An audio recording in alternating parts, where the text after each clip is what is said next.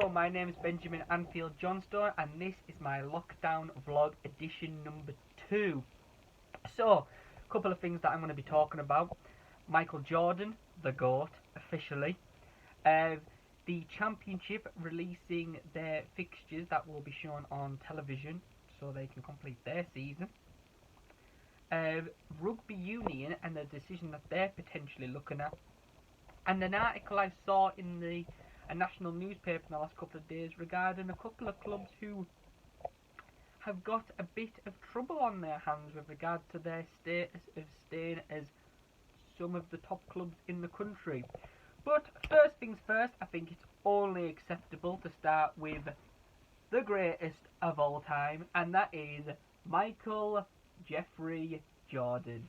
Yes, I have watched all of the Last Dance documentary on Netflix, and I am down that rabbit hole, and I'm not coming back out for air. Michael Jordan's the GOAT. That is official. He's the man. No one's catching him. And yeah, and I think, to be honest with you, I am totally happy with that. And yeah, it's as simple as that. I wish I'd been born in 1983, not 1993, so I could have grew up and watched this man live, because watching his documentary, watching his highlights on YouTube, reading this incredible book, hearing about the stories about him on American sports shows, I'm just completely and utterly transfixed by a man who just, to this day, is still viewed in glowing terms. And he hasn't played basketball in nearly 20 years. It's unbelievable. I mean, it's absolutely unbelievable. I mean, the couple of things that stand out for me is, I mean, he's at college, North Carolina, and he gets the winning shot in the championship in New Orleans. His first season with Chicago Bulls, they're playing against Milwaukee Bucks. I think it was the third game, he says in the documentary. And Milwaukee Bucks were always beating them. And he just comes along, and in that fourth quarter he goes, yeah, enough of this dominance now, I'm taking over, and wins them the game. The shot against Cleveland, where he gets it on the buzzer, and he's just telling them, go home, just get out of here, to win the series. I mean, and that's just a couple of things. I mean, I could go on, you know, the flu game, you know. I mean, there's all these rumours, did he make it up and stuff. It really doesn't matter. I mean, did you see the man that he was a total mess? And with the 6 championships, I mean, 6 for 6. That's just unbelievable. That is absolutely, it's just, and people can say he's had Scottie Pippen, Dennis Rodman, the coach Phil Jackson, but he's just, honestly, I mean, the man is just genius. He's just genius. I think a woman says in the documentary, he's poetry in motion. You can't describe him any better than that. He is just totally unbelievable. And I think, I don't want to make this a Jordan versus LeBron thing, but LeBron is never catching him. He's never catching him. He's lost 6 finals. 6! He got swept in the last one. And let's be honest, yeah, he's won 3 championships, and that's great. And he's won them with 2 different teams. But he's had help. You know, Chris Bosh, Dwayne Wade, Kyrie Irving, Kevin Love. They're not slouches, you know. And people are saying, if he wins another one in LA, then he's won it with 3. He's won the championship with 3 different teams. But he's gone to Los Angeles. Do you know what I mean? He's gone to the Lakers. You know what I mean? It's like, imagine Jamie Vardy, right? He wins the league with Leicester. Great for him and good for that. But if he then went to Man City and won a league, would it mean as much? No, of course it wouldn't. It's just, he's not. He's no. And anyone who says, I mean, I'll give props to LeBron James. The man is great at doing a voiceover in an advert. Give him that one. Give him that one all day long. That new Nike advert, his voice in it, it's amazing. It makes the hairs on your arms stick up. But no, LeBron, you're second in this one. You're never catching him. I'm sorry. I mean, everything you do off the court is totally unbelievable, but he's the man. He's number one, and it's staying that way. And I could go on and on about him. I really, really could, but there's other topics I want to talk about, but I just have to get it out there. He's the greatest of all time. It's as simple as that in all sports, not just basketball, in all sports. Because to go to 6 finals and to win all of them, and basically be responsible for all of them because he won 6 MVPs. Yeah. No one's catching him. It's as simple as that. No one is catching him. So, Michael Jeffrey Jordan, officially the GOAT. Fact. Simple as. There we go. I can't. No one's ever convincing me otherwise. Unfortunately, it's not happening. So, save your breath on that one. Okay. Right. So, the championship. After throwing the toys out the pram and saying after being, oh my god, we're being forced into this. You know, you're just like, oh please, come on, just get on with it now. You know, we need to find out who is going to win championship, who's going to get promoted, who's going to get relegated. And yeah, I've got I'm not going to go through all the fixtures, but the ones that they've selected for TV so far. And they've done something the Premier League missed out on. The first game that they're going to put on TV is honestly, it's unbelievable. Fulham versus Brentford. 2 teams that are in the playoffs. It's a London derby. I take my hat off to the EFL. That is an unbelievable choice. And then you just go further. You've got the next day, the same day, sorry. West Brom versus Birmingham. It's another derby. You've got Cardiff, Leeds. You know, Leeds are going to try and go up. So Cardiff, I mean, I really hope Cardiff don't go up.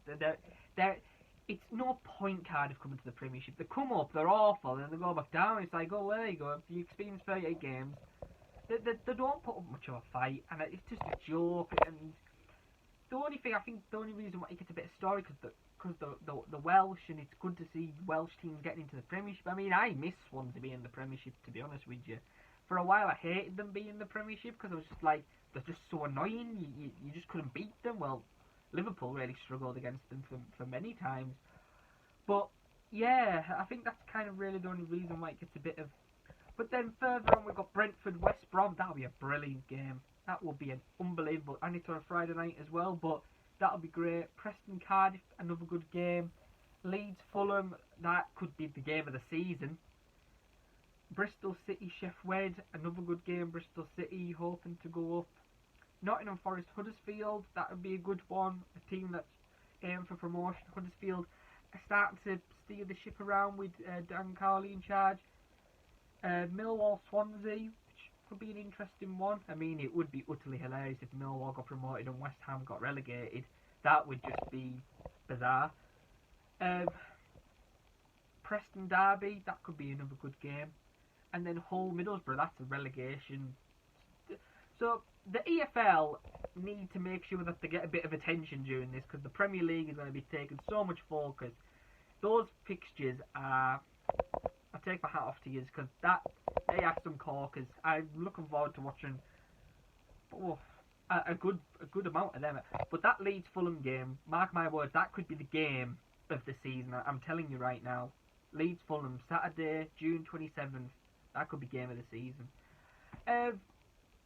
Moving on to rugby, some developments that have came out is that Rugby Union are thinking, well, England Rugby Union are thinking of going to becoming a summer sport. Now, listen, this country gets very divided on Rugby Union, Rugby League. This would not be Rugby Union bowing down and going to the summer, bowing down to Rugby League. It would actually make so much more sense. Think about it, right? Just think about it. I love rugby. I love Rugby League. I love Rugby Union. But during the autumn and winter months, my focus is the Premiership. My focus is Liverpool Football Club. And my second focus is England when the international games are on. And my third focus is seeing how my home city Carlisle United are doing. So,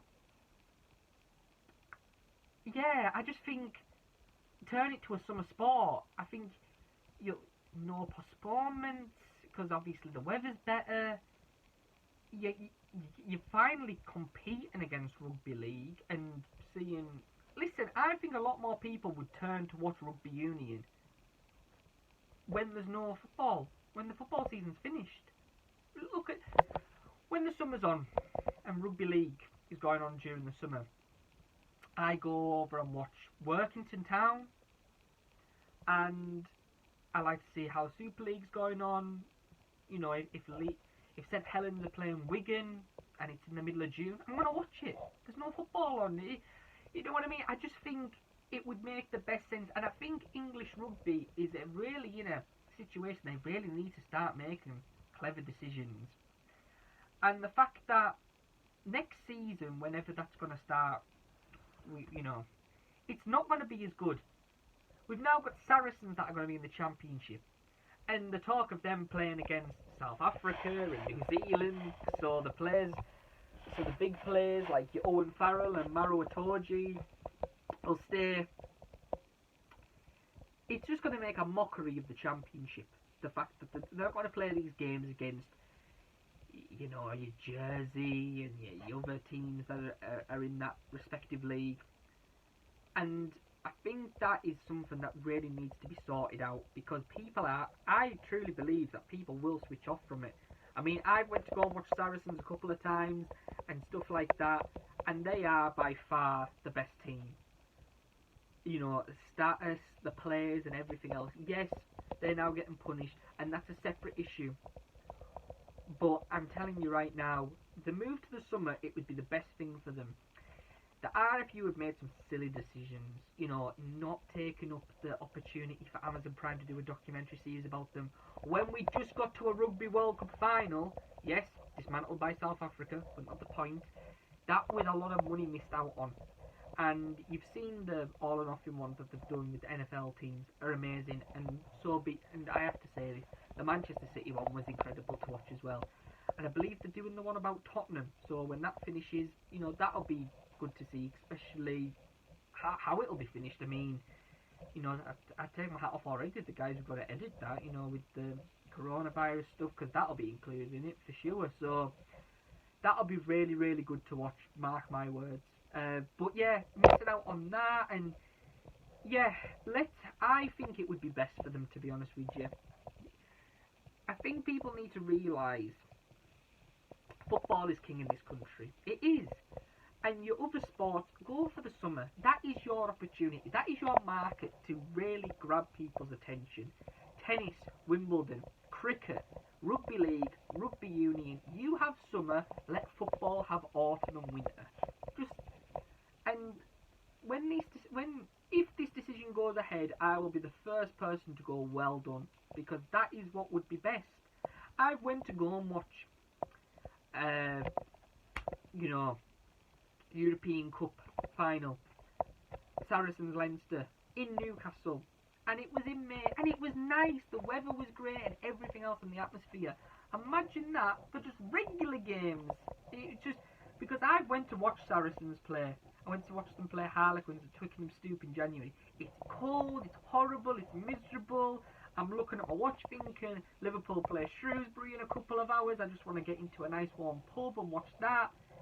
You put rugby union in the summer along with rugby league and cricket, and I'm telling you right now, people will flock to rugby union games. I'm telling you that right now. They'll watch it on TV and they will definitely go to the games.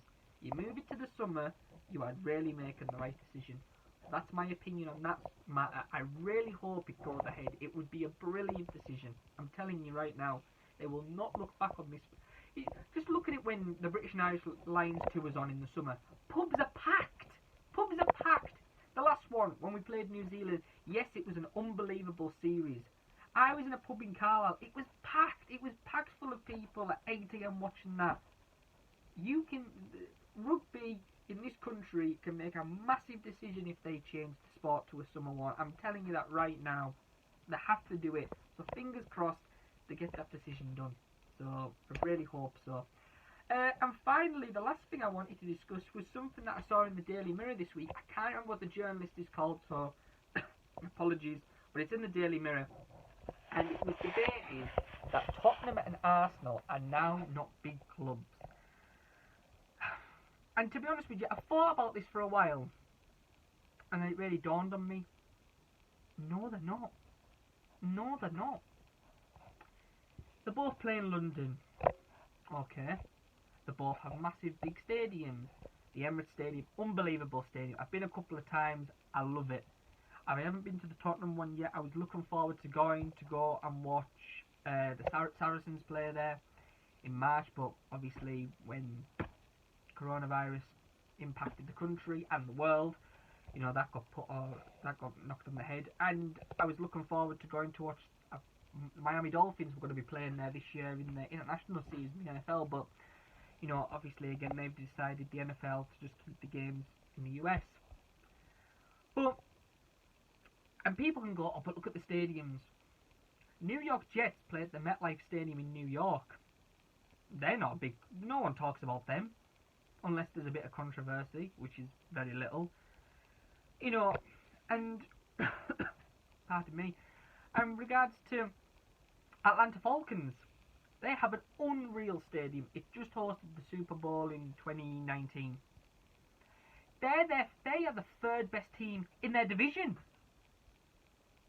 So that doesn't mean anything. Who Tottenham and Arsenal sign, I'm not really fussed about. I'm not. I mean, Tottenham once signed Hugo Lloris, and I was like, oh, they're starting to make some progress now. He's probably not even in the top 5 best goalkeepers in the Premiership. And I just think, so yeah, they've got great stadiums, and yeah, they're both based in London. Well, West Ham are based in London, and West Ham could be getting relegated this year, and they have the Olympic Stadium. That means nothing. I just don't think the squads have got the depth. Let's just look at the managers. Jose Mourinho, he's on his way out. Hasn't won a Champions League in 10 years. Is that Real Madrid? Couldn't win the Champions League. He was at Man United, couldn't win the Champions League. He was at Chelsea twice, couldn't win the Champions League. And Arsenal have got Mikel Arteta, who we really don't know anything yet. We really don't know anything. They were in the Europa League and got knocked out by Olympiacos. So, yeah, and they're probably going to be in the Europa League next season as well. So, we just don't know. I truly believe, and from what the article said, the top 4 was Liverpool, Man City, United and Chelsea, and I don't really think you can disagree. I really don't. Don't get me wrong, I think Man United could have a way better manager, but if Ole Gunnar Solskjaer wants to stay at that wheel for a couple more years, be my guest. But yeah, I just think to myself, Tottenham and Arsenal, what you do, it doesn't. I don't think it makes other clubs and fans worry. I really don't. And I think this is also 2 clubs that the fans don't really know what they want either, to be honest. I really don't. I think their fans are very, like, a bit confused and kind of like, we're winging it. You know, it's like a couple of years ago, Tottenham were rumoured to be in a title race. I'm not meaning when Leicester won the league, because that was just bizarre, but like start of the 2013-2014 season, there was talk of Tottenham winning the league. Tottenham aren't even the best team in London, and people are saying Tottenham can go and win the league. I just don't get it. I just don't get it. I do think Harry Kane will leave. I think there's no doubt about it. It's hard to get rid of a culture when you have players leave.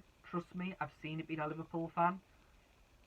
And it really takes people at the top to become really strong and go, this is not happening on our watch. And I think Liverpool are starting to grasp that. I think Tottenham have got a long way to go, and Arsenal. I do. I mean, Arsenal every year, it was like, guess which player's going to Man City. It just became laughable, really. But yeah, I think to myself that top 6, yeah, no doubt about it. I really don't think you can view them as, if we're talking about Big Four, they're not in it. They're not in it. I'm sorry, they're not in it. And the way that Wolves are emerging, and I seriously mean this, I think people really need to start taking note of Wolves if you haven't already. This is a club on the rise. They are not going anywhere. They're going to be around for a while. And obviously Leicester, until Rodgers messes it up, trust me, been there and seen it at Liverpool. He will do it. He will mess it up. Give him time.